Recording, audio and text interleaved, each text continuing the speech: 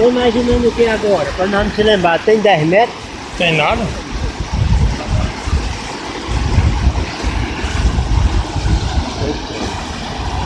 Oito metros, eu acho.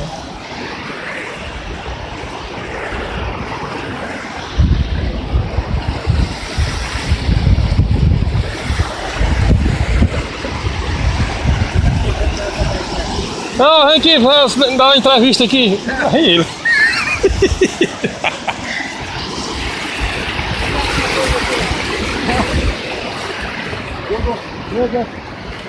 Dê seu depoimento aí sobre a barragem do Mirador aqui. Filme. Diga aí.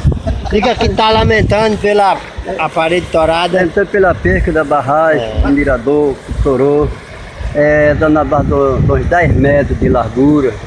Aí estourou aqui quase no meio da cerca aqui de Ramon de Avila, de Terra de Avila. Aí Bilal chamou o pessoal pra vir com carro de mão pra esse tampão, mas agora tá sem jeito com carro de mão, não dá mais não. Desse jeito agora. É a vergonha mesmo. Tava aí nosso amigo Leó. Fazendo o depoimento. Bora dar aí o Furico.